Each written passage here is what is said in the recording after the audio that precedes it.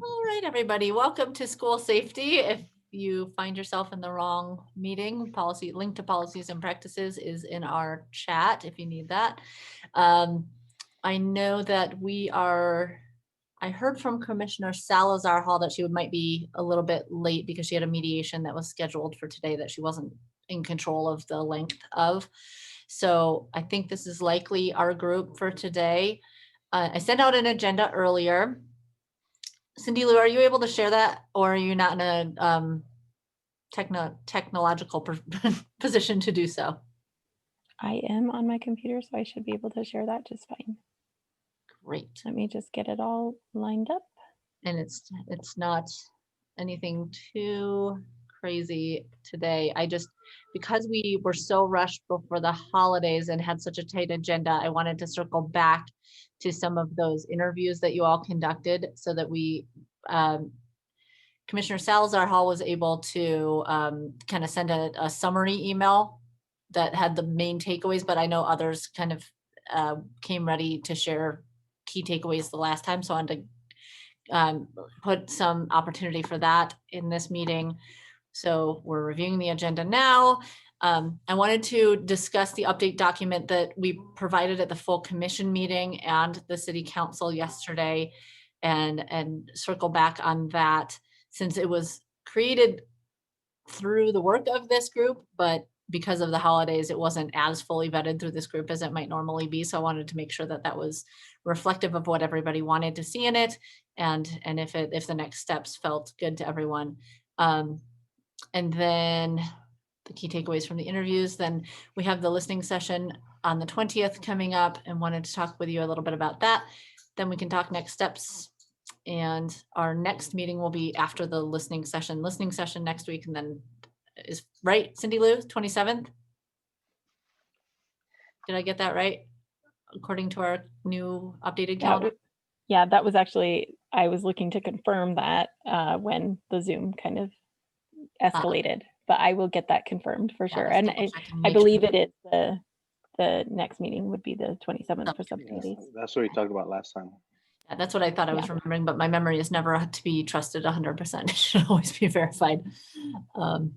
So that's what we have today. I wanted to see, is there anything else that this group wanted to cover today that's not reflected in the agenda? Okay. Well, then let's get started since we lost a few minutes to our tech problems. The update document, Cindy Lou, do you have that or do you want me to share it? The update document from school safety? Is that the one that you shared with the council? I didn't know if you had changed it from council to commission. So is it the one from the council? From commission to council, I added the one thing that Commissioner Salazar Hall verbally added. So yes, I can share that. Okay.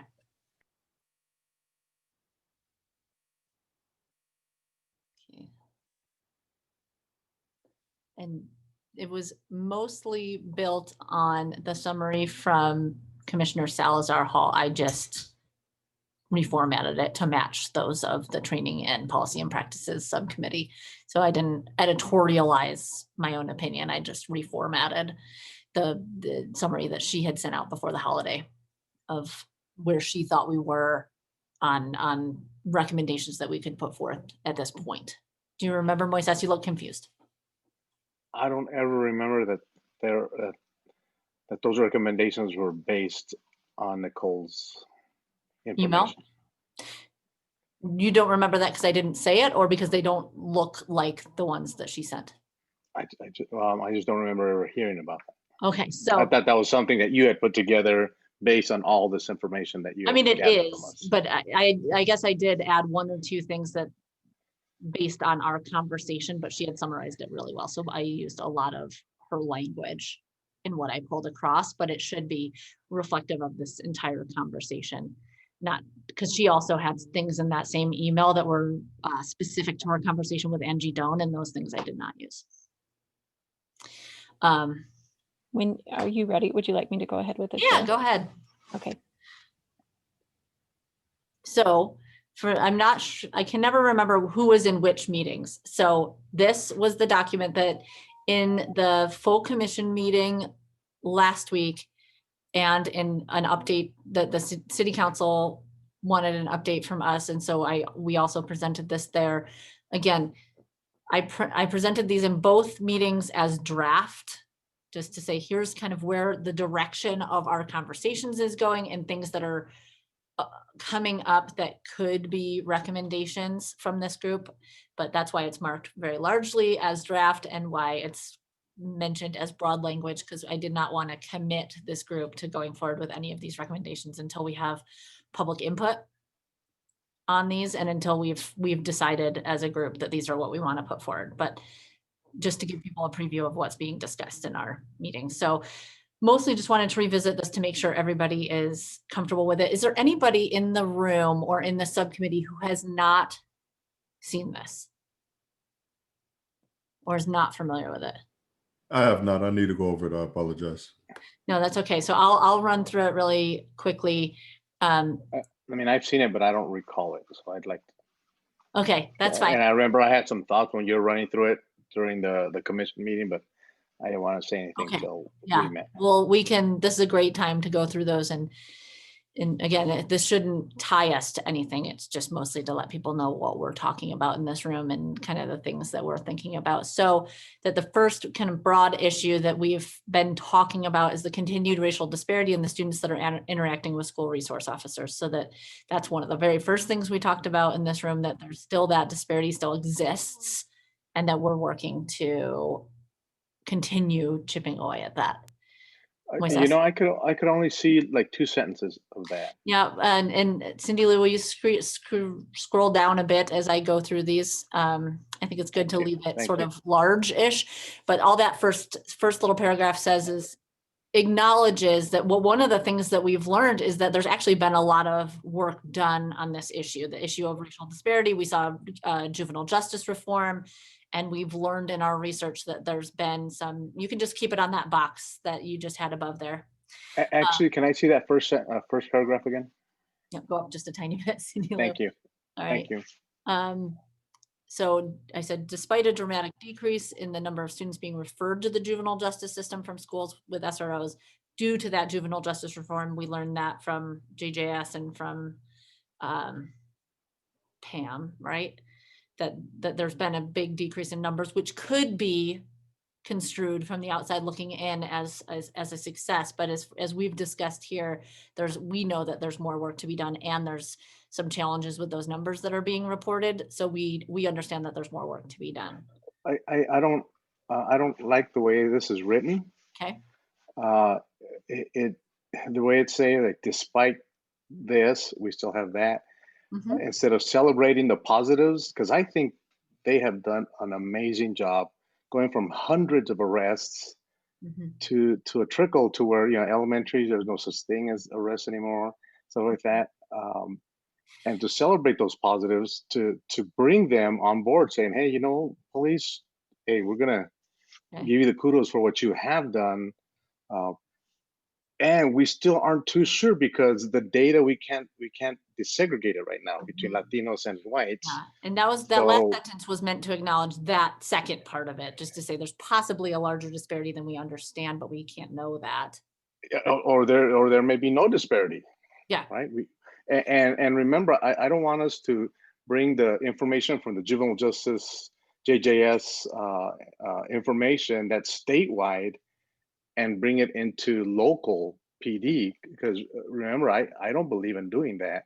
Mm-hmm. That's statewide information where we're seeing all this racial and ethnic disparity versus we don't know here in Salt Lake City because of the trouble with the data that we can't separate Latino and white. So I'm just saying that if we want to get their buy-in, mm-hmm. we shouldn't write things in a negative way. Mm-hmm. We should say, hey, these are the great things you guys are doing. We still have, or we may still have this to do as well. I would kind of disagree with that. I don't want to show in, and I don't want to be like not nice to them, but like I want to be very, very truthful with them. If the data shows that they're messing up, they're messing up. I don't want to like sugarcoat anything for them. I know we're already fighting an uphill battle against any idea we're going to throw at them, but I feel like we need to be as truthful as possible, not like, oh, here's your reward for doing what should have been done forever ago and continuing it, but like, well, you've done good. Okay, now you're still messing up here. Let's continue. Like this was a problem that has been created and existed for a long time. Yeah, I totally agree with I back Moses on that. We need more data before we go. I back the approach Moses is taking with the data that we have. Okay, there's a place later in this document, just to hold your thoughts on this. There's a place later in this document where I do the same thing again, and maybe that wording will be better and we can replace this with that. So hold on to those thoughts because I think tone is really important. I don't want to dismiss them, but let's keep going and see if you like what I wrote later better, and we can switch them both to that. Cindy, I already have you as a co-host, I think, but I'll try again. Or in fact, I can maybe even make you the host if that works better. Did that help? Okay. Sorry, she's needing to do some technical things, and so I want to give her the power to do that. Okay. Yeah. Then we created ways to better understand and track the goals and desired outcomes of the SRO program. Another point that we've been talking about is that it's really hard to measure this program and its successes if its goals are kind of all over the place and we haven't seen much criteria about how they're being held accountable for their towards their progress towards those goals. So I mentioned that there's several accountability steps included in the policy and in the MOU, but we have observed that they're not all happening, and when they do happen, there hasn't been criteria for measuring those successes created just yet. I didn't, again, want to throw anyone under the bus for not having done that, just to say, I know, like, they haven't done that yet. So not all data is tracked in ways that are usable or useful. And then, oh, we skipped a little section. Sorry, Cindy Lou, can you go back up to that box just above number 2? Thank you.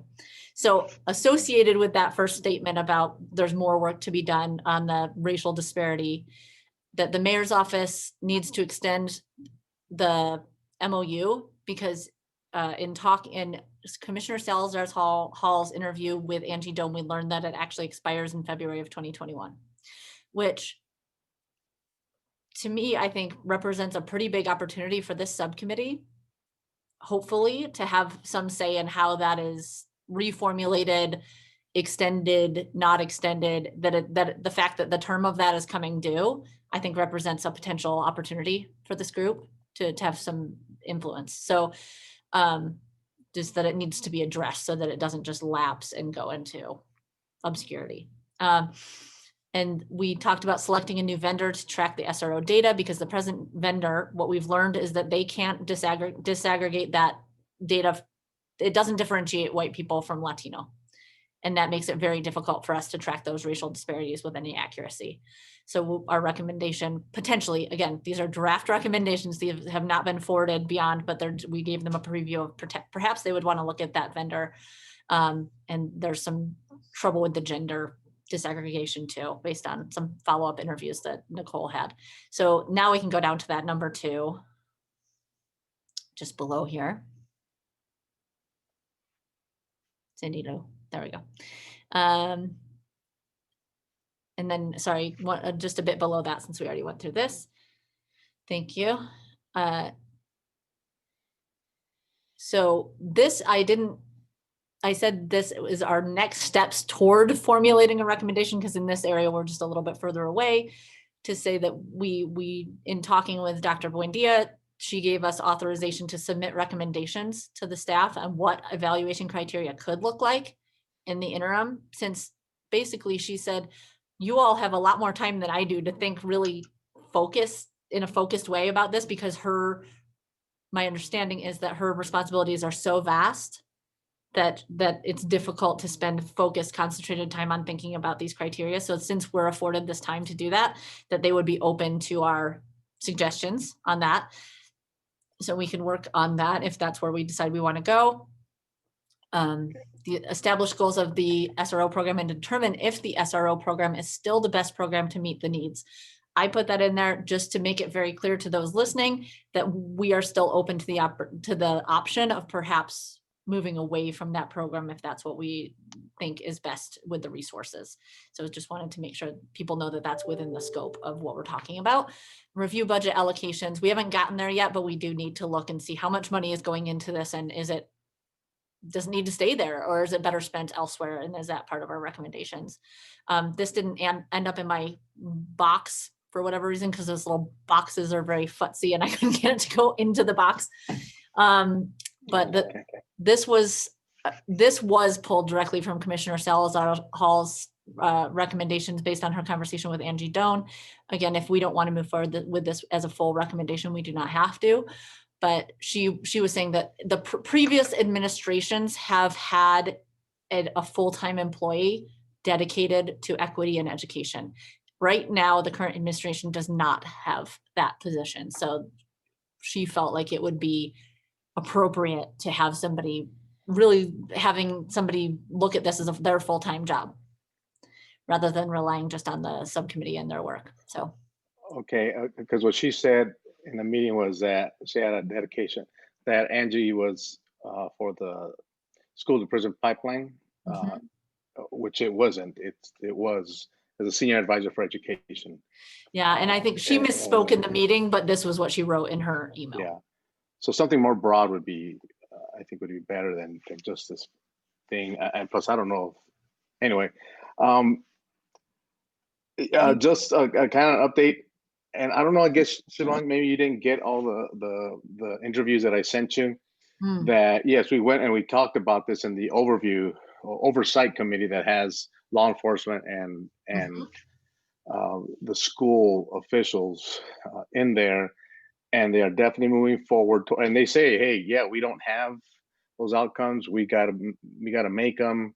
So they are moving forward towards that. And they are very happy to have us be there to help them out as well.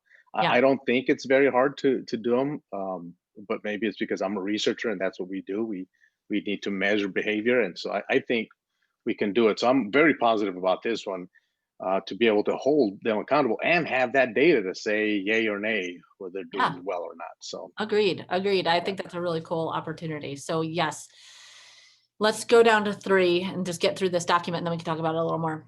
Concerns about the SRO program contributions to the school to prison pipeline. This is where I said, while good work in progress has occurred to work to disrupt this pipeline, again, acknowledging that work has come before our work, there's still work to be done. So I don't know if that's a slightly more positive way to acknowledge the people that came before us, Moises, rather than saying despite, saying, while good work in progress has happened, there's still work to be done. And I also wanted to acknowledge that one thing that we've uncovered in all of our research is that there's a ton of people already looking at this, and we have to be careful not to duplicate efforts, that there's state, county, and local efforts to address this. So we're trying to sync up our work with theirs so we don't duplicate effort or undo something they're trying to do. So scooching down just a little more to that box, Cindy. Conduct a literature review to better understand successful programs nationwide, and we'll hear from Moises maybe about where that's at in just a minute. And conduct the small group and one-on-one interviews with students of color who've interacted with SROs, with their parents, and with the SROs themselves, and those are scheduled coming up. We can talk about that as well. I think, is that the end of the document, Cindy? I think so. So yes, it is the end of the document, so I will stop sharing. So that is what we showed to full commission and to the city council, just as a window into the conversations that we're having here, not committing us to any sort of path forward, just to let the public know, hey, here's the types of things that the school safety committee is looking at and considering. And again, if you remember from a process perspective, we're talking about doing recommendations a few times through this process. So we can absolutely do some kind of early ones, and then the ones that need more thought, development, time to unfold, we can hold on to and wait until we feel comfortable talking about those or putting them forward. So any other thoughts on that document? We've heard a little bit from Moises and kind of his tone concerns. Thoughts from you, Kamal? Yeah, I really think we're missing the piece of who's sending them to the SROs. Like, why are they, how are they interacting with them? Like, who's sending them to them? I think that component's big because again, at schools, you're going to see, especially schools with a high minority population, many teachers are sending students of color, and even within that, it's a certain group of teachers. And I think we need to look at that at every school. How are students being sent to the SROs? Like how, why? We really need that. I really feel like we're missing that data component, and we need it for this. So that's a great segue because we're conducting listening sessions, those kind of small group listening sessions, one of which is students who have interacted with SROs. Some of those we did this past week, we did one with beat cops, for example. The commission members we're acting as sort of an intermediary because we don't want, the reason some of those small groups are happening is because somebody's job could be threatened based on their participation or people being able to see that they have shared particular things. Same thing would be true for administration or for teachers. And so I guess I'm asking you, Kamal, if you can think of a way to help us to get a good sampling of teachers to conduct one of those conversations with, because I would love to collect that data and to help figure out who and how those decisions are being made. But I'm not quite sure how we would get a good cross-section, especially if people are self-selecting, because I feel like the people who self-select are. Well, I feel like it's the same way we get the data on who the SROs on the breakdown of ethnic groups that's being sent to the SROs, right? Or that I feel like it's the same, whatever data we have from that standpoint to where we feel like there's huge inequities. I don't see why we can't get that same data from the process before of, well, how are they getting there? Yeah, I'm not sure that Commissioner Salazar Hall conducted that interview with the school district, and she went ahead and she put forth a request for data to the school district because based on her understanding what data exists. I wish she was here because I don't actually know do you know, Moises, if the kind of referring staff member is listed in that data? I don't know that. Well, we don't even need the name. We just need teacher X. Like teacher X sends this many students, 70% are people of color. I mean, that data is there. Like I look at it every day as part of just my everyday routine within our school PBIS of where I work. Like it's there. And I'm wondering if they can just mark out the teacher's name and say this teacher is sent this amount, this teacher is sent this amount without stating that teacher's name, because I mean, it's there. And I'm having a strong feeling because I've seen it at the school I work at, that it might be a similar issue at other schools as well. Dati, you had your hand up. You wanted to say something. Yeah, I mean, we talked to Dr. Buendia and the other staff from Salt Lake City School District, and she kind of couldn't give us an entirely straight answer as to whether that was being recorded. Like, yes, they have a record of the interaction and how many students have been referred, but in that linkage between the teacher who's referring the student to an SRO, that is not explicitly recorded. Kamal, when you say you look at it every day, are you thinking, I mean, my understanding is that this is all recorded in Power School. Is that right? Is that the program, Power School?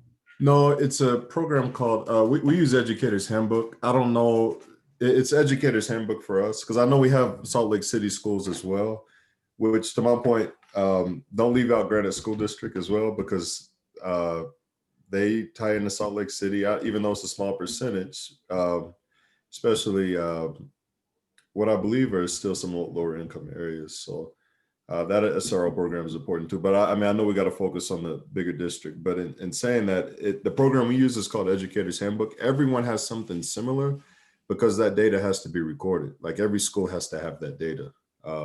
So they record it one way or another with whatever program they use. So. Okay. So when I interviewed with USBE, right, the State Board of Education, with Salt Lake School District, their oversight committee as well, and the SROs. The common theme there is administrators and teachers are often the ones that are referring the kids more than the actual SROs. And even if they don't, look at the suspensions, the expulsions, all those other sanctions are mostly by school officials. Right, and just to add on to Moise's, there's a miscommunication or misunderstanding of the responsibilities of SROs, and more training needed on part of administration and teachers of what they can and cannot do. Exactly. They're using them as a hammer. Right there. Okay. Sorry, Kamal. Go ahead. So I guess I hear you all that we're and it does feel like we've been to this date really focused on the SRO program because it's what's there, it's what we have data for. But we've talked about this. So this referral, the issues we have talked about the juvenile justice system kind of on the back end of it, and on the front end of it, who's referring. So I'm looking back to you all for your ideas on how we best. I mean, it sounds like Commissioner Salazar Hall has put in a request for some data from the school district, and we'll see what comes back on that. But the last I saw was an email from Dr. Buendia saying this may take us a little while to get some buy-off on or get the information. I'll follow up on it. But so we have that. Is there another way, like I mentioned the focus group style thing, is there another way we can sort of anecdotally or interview people or try and figure out what other problems are? Instead of interview, I mean, we can still interview, but if the data shouldn't take that long, can we just ask for a specific school like Franklin Elementary or Glendale Middle School or Northwest Middle School or West High School? Can we just ask for a specific school? Because to me, that seems like it should be able to be done like just a lot more feasible. And we should be able to get that data immediately. Like that shouldn't take, that's not a long or difficult process to do. It's just a few clicks. Yeah. It could be a function of who we're asking to, because, you know, the higher up you go, the more permission they have to ask to, like, hey, who's going to gather this? And, you know, these things end up getting slower in my experience based on how high up you are. And then they have to ask all the way down. So yeah, go ahead, Moises, you have a thought I can see. I was just wondering, Kamal, since it seemed like you know the system and you know what you're asking for, instead of one of us trying to ask that question and mess it up. I know I would mess it up. If you would be part of whoever we choose to ask that question, because it may be systems differences, or it may that they just collected differently or whatever, but because I know if I'm asking, I may not be asking the exact question. You know, yeah, in my head it's Power School, but maybe it's something else. So would you be willing to be part of that to help to really get that question? Yeah, absolutely. We'd love to. Yeah, and we can get individual schools. I think that's useful. I also think it's useful to have a district-wide information, because then you can, based at least on the interviews I sat in on or listened in on, it sounds like there are some schools and some individuals, like you talked about, Kamal, who there's anomalies on people who are using the SROs as hammers or people who are using them more appropriately. And so I think we could see in one school that all is well, and then look at data from a different school and see, oh geez, this is a whole different ballgame here. We also are going to conduct a focus group with the SROs. So some of that, at least qualitative data, we could get from them saying, hey, I'm often asked to do things that are not in keeping with the MOU or whatever. Yeah, if there's a disparity amongst who's being referred, I guarantee you it's a trend also amongst that admin that's very similar. And within that school, that's very similar on all levels, because SROs aren't the decision makers in schools, it's admins. I mean, they take orders. I mean, they ask us what to do. Ours ask us what to do before any decision. I mean, the only ones I've ever had, I've had maybe 4, I've been involved with 4 or 5. They never act alone without admin's approval. Okay. That I know of. I mean, that's just my experience with 4 or 5 schools, but it could be different. There could be outlier schools as well. But usually admin controls their school. An SRO will never run a school over an admin. So if there's an issue, I guarantee you that SRO is a reflection of that administration. It's cultural from the administrator down that they feel like they can use their SRO in a maybe inappropriate way. Yeah, admin in school. When I say admin, I'm also speaking teachers below them too. Like that's, yes, you hit it, the school. Okay. Andrew, you're unmuted and you look like you maybe have something to say. Siobhan, you mentioned perhaps having an interest in district level data, and I'm not positive, but it might be worth checking, or maybe somebody here already knows, but it may be worth checking with the Utah Board of Juvenile Justice to see if their data people have collected any of that from districts. So okay, see if somebody already has the data sitting there that they can just pass over, meaning that, okay. Yeah. Okay. We can look into that. Okay, so I want to keep us moving because this hour always goes way too fast. So we looked at the overview document again. That's almost already behind us because we have to move forward. But if we're good with those kind of next steps, with the addition of this administrators school, making sure we refocus on that and we don't focus solely on the SRO program itself, but those who are feeding it on both sides. With that addition, I wonder if we have 18 minutes remaining. So I'm looking at this group on how you think we should best spend our time. We can do some debrief from the interviews you all conducted, or we can move up the conversation about the listening sessions and then use whatever time remains to do the debrief on those. What do you feel like is most urgent and topical today? My subcommittee, I put it back to you on how you want to use that time.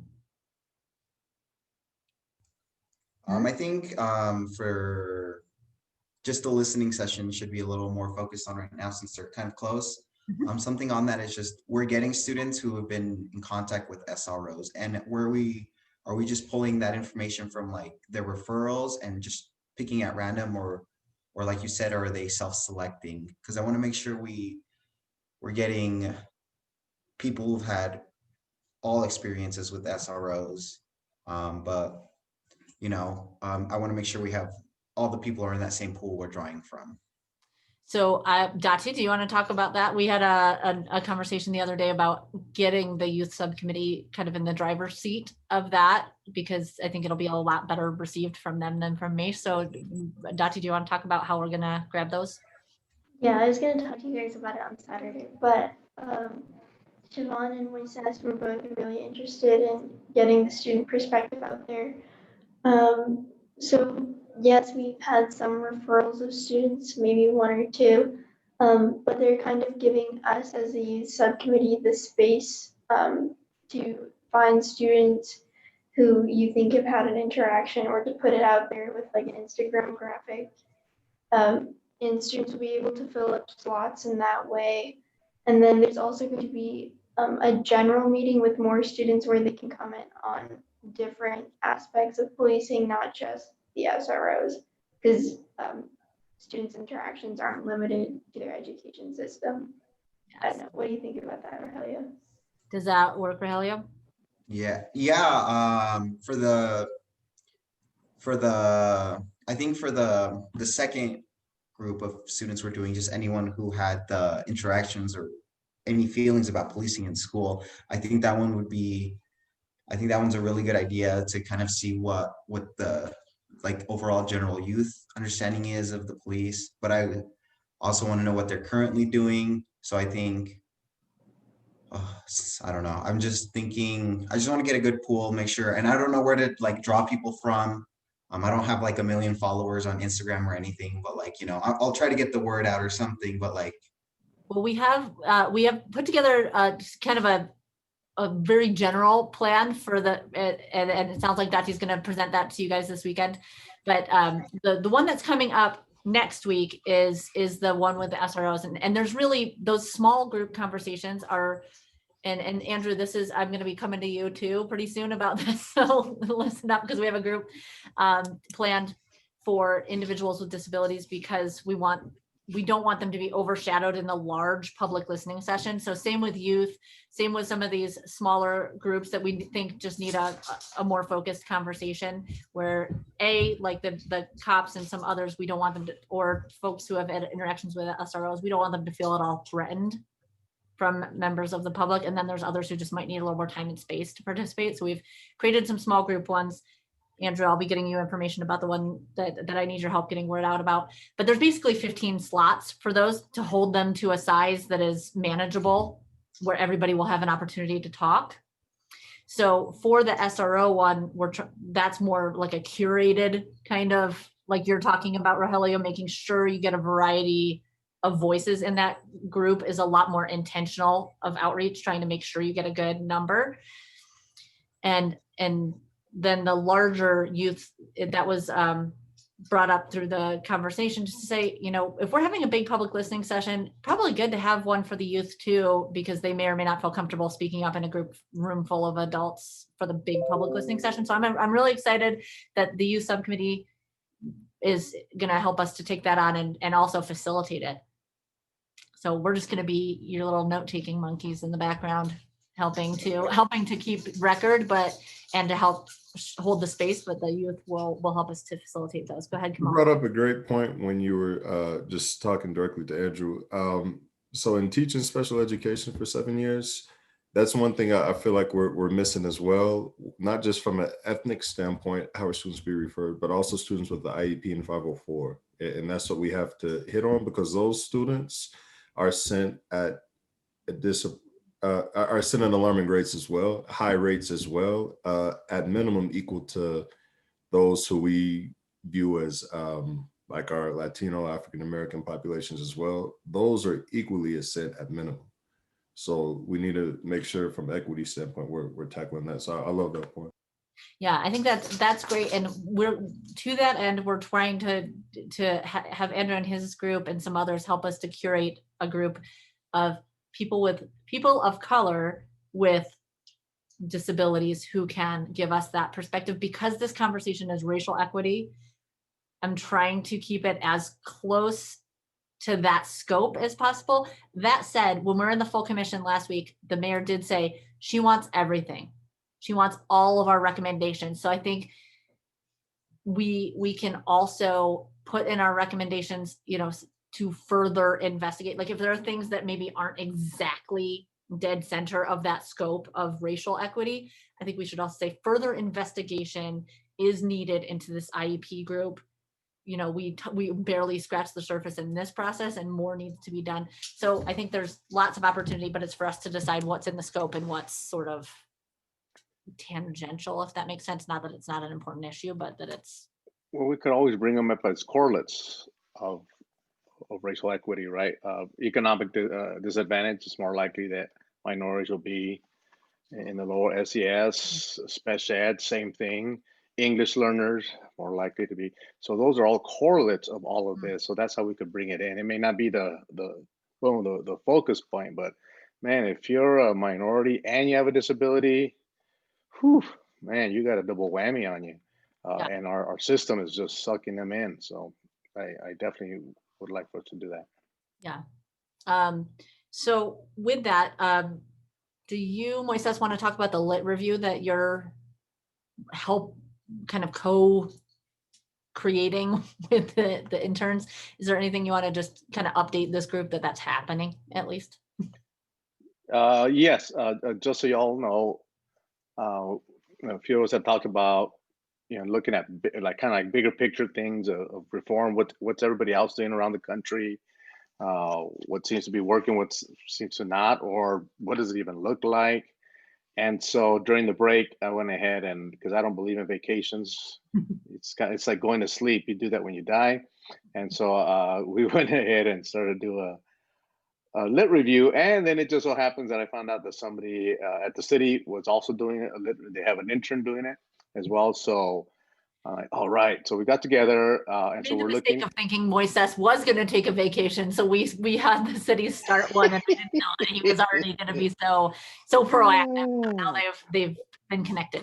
But yeah, but it's great because we were kind of going in separate directions. So now we're together, and so yeah, we do want to have a good swath of big, small cities, more on the conservative, liberal, and just different ways of doing things. And if there's any results, great. I doubt there's going to be because a lot of the stuff is fairly new. So some of that stuff, and these are bigger questions that some of us will have to decide. Hey, we don't have results, we don't have data on it, but let's try it out. Or no, that's risky. And bring in the pros and cons of them as well. So we're working on it. We just got a file that has 500 or so articles that we need to look at. So 500. But themes are starting to come out, and so that's what I'm excited about. And so hopefully within the 1 or 2 weeks, 2 weeks for sure, I'd like to have something to present. But at least maybe next week, give a sneak peek or something. Well, you have 2 weeks until our next meeting because next week is the listening session. Right. So there you go. You have 2 weeks, and I think go ahead, Moises. That's a little bit. I was a little bit confused during last week's meeting. This is a lit review for all police reform, not specific for school safety, right? And I think I saw that on the agenda or somewhere that it was like lit review for SROs, and that's not what I am doing, nor the intern. But I assume there will be data for us to mine out of that for this subcommittee. So yes, if there is something on that, definitely, yeah. Because I do think that, yeah, I mean, there's only so many things that we can come up with out of our own brains, and I love the idea of looking to other smart people around the country who are doing other things to expand our pool of options and things we might want to recommend. And to that end, I think that that's what the public listening sessions are really going to help us with as well, to give us public perspective. We know based on, Kamal works in a school, you all have been in schools, had interactions with SROs. We all bring our own personal experience to this, but I think bringing in that public perspective in the next week or two is going to really help to inform this work as well, to expand the scope of what we're talking about. So with that, I'm going to spend the last 5 minutes just talking about the listening sessions. So we talked about a little how there's going to be some of these smaller group listening sessions, sort of like the interviews that you did, but groups of SROs, groups of individuals with disabilities, groups of, we talked to both the kind of rank and file police officers this week, as well as some of the chiefs. We talked to them separately to get their separate, and it was exciting that those perspectives are really interesting, really interesting to hear the other side for sure. So when you spent so much time thinking about this stuff, to think about what they're going through is an interesting moment to grab. Also, then the big public listening session was moved to the 20th. So there is already information. There's slcrapcommission.com exists. I think I shared it with this group and the full commission last week. There's online forums people can participate in right now. There's a text thing people can participate in right now. There's a phone number you can call and leave a voicemail at right now. But if people feel strongly about having their voice heard publicly, the one on the 20th is televised. And it will on SLC TV. It will also be live cast to YouTube and Facebook. So people can watch and they can also participate. So if you go to the website, there's a link to RSVP. It's not necessary to RSVP, but you can if you really know that, or if folks want to speak up. It's a moderated discussion. So members of the core commission will be able to sort of, if you can imagine a kind of a panel discussion, what that would look like in real life is, there'd be some people in the front, and then, there'd be a person with the mic going around and saying, hey, we want to share your question. So it'll feel like that. It won't be as much of a typical Zoom, but you'll see, like, we'll have an ASL interpreter pinned up in the corner. We'll have our moderator, and then we'll have members of the commission visible, and they'll be taking questions, comments from the public. and listening and taking those in. So it's just one of the many ways we're taking public feedback, but it's probably the most public facing, the most, the one that will get media attention, the one that people will tune in for. So plan on attending for sure as members of the commission. I think that would be great. And then you'll get an email in the next day or so to also share. If you have not already liked our Facebook page, we opened a Facebook page last week to just share some of this on social media. We recognize that we will not get a critical mass of followers in a short period of time, but we hope that that will serve as a jumping off point for you all to share if you're comfortable, because I know we had a conversation about personal safety also.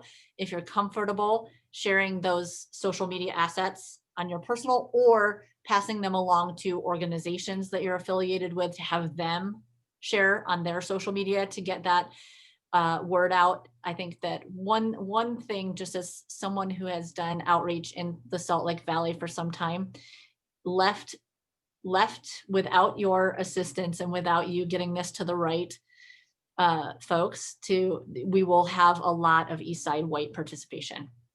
It's just the way that things skew with public outreach in Salt Lake. It's the way, those are the people that typically self-select to be part of these conversations. So I just want to underscore, if you can, forward those to organizations who can help us to get more of participation from communities of color, the better the feedback we will receive. So again, if you're not comfortable sharing it on your personal, I don't want you to do that. But if you can connect us to organizations who might share that, we're already going to send it to community councils, some of those others, but there's only so many that we know about.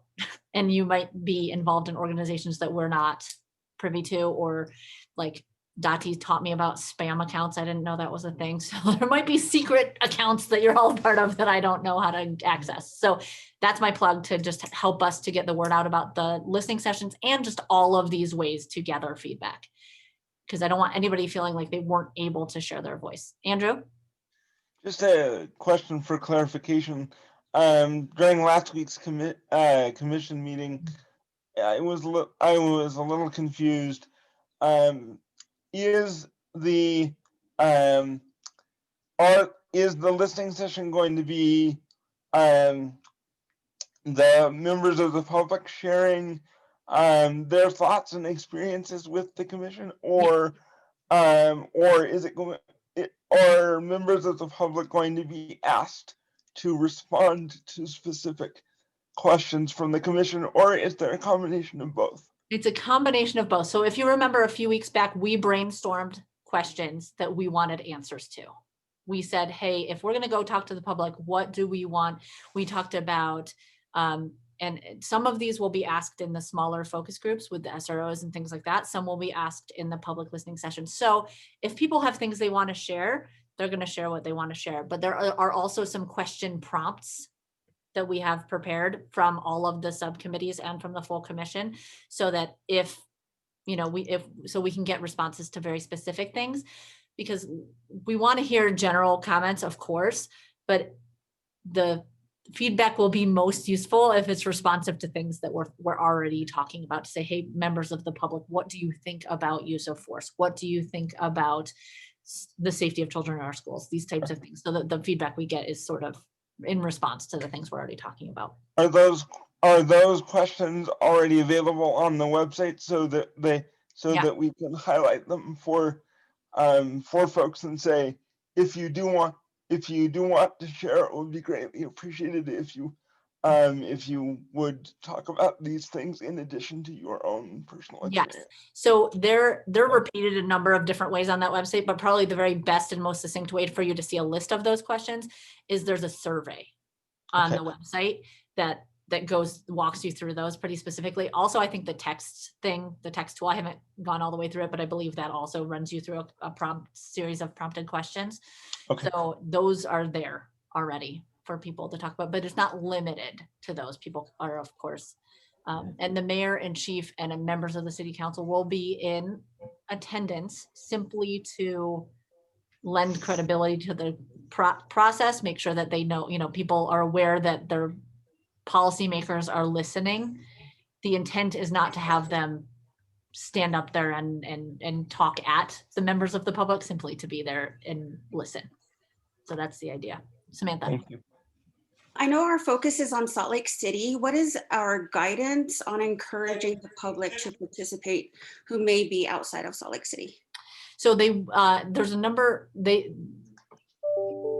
Larry Schooler, who's doing this, has done it in other communities. And my understanding of his software is that you will be asked when you come in where in Salt Lake you live.